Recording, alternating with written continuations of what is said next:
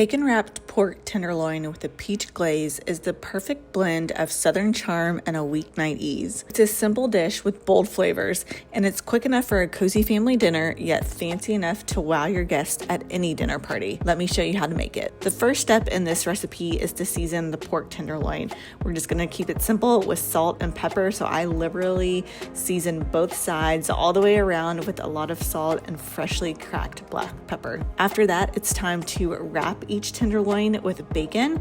So I'll just take one slice. I'll begin at the top and I just simply wrap it around the entire thing. Once the piece of bacon is used, I'll start the other one overlapping slightly from the first piece, and I'll take a toothpick and just kind of stick it right in between those two pieces just as a placeholder so it doesn't move around. I've never had any problem with it, but it just makes it a little bit easier. Then I'll continue to wrap that piece, and then you'll repeat all the way down the tenderloin. Depending on the size of your tenderloin and your bacon slices, it usually takes around 5 or 6 pieces of bacon per tenderloin. So once you have fully wrapped it, again, I'll just take a toothpick and kind of secure the end just to make sure that the bacon stays in place and bakes evenly and doesn't kind of shrink up and shrivel throughout the baking process. I'll take that, place it on a baking sheet lined with parchment paper, and then I'll repeat and do the exact same thing with the second tenderloin. After those are both fully wrapped, I'll go ahead and pop them in a preheated oven at 400 degrees, and we're gonna do the first bake for 20 minutes. While that's roasting, we're gonna go ahead and put together a really simple peach glaze. We're gonna add 1 cup of peach preserves to a small saucepan, along with 2 tablespoons of Dijon mustard, 1 tablespoon of apple cider vinegar,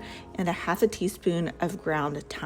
You're gonna bring that up to a simmer over medium heat for about 5 to 7 minutes. At that point, turn the heat to low, stir every so often until we need it. Once that 20 minutes is up, you're gonna remove the pork from the oven, and then we're gonna generously brush the peach preserves all over the top of each of these tenderloins. I like to go over each tenderloin about 2 or 3 times just to make sure that everything is nice and coated and there's lots of the delicious peach flavor on it. After that, we're gonna place it back in the oven and we're gonna let it roast for another 10 to 15 minutes just to finish up cooking. After the time is up, we're gonna remove it from the oven, and that's it. I like to let it sit for about 10 minutes before I slice, just to let everything settle and the juices kind of collect back into the tenderloin. But I'll remove it, place it on a cutting board, and then thinly slice it and place it on a platter. That way it's really easy to serve to my family or guests, and everyone can get as many slices as they desire. I love to serve this with some green beans and some sort of potato dish, whatever you're in the mood for. It pairs perfectly with all kinds of things. It's quick, it's simple, it's minimal ingredients, but the flavor is delicious. For the full recipe, head on over to feelingasouthernsoul.com.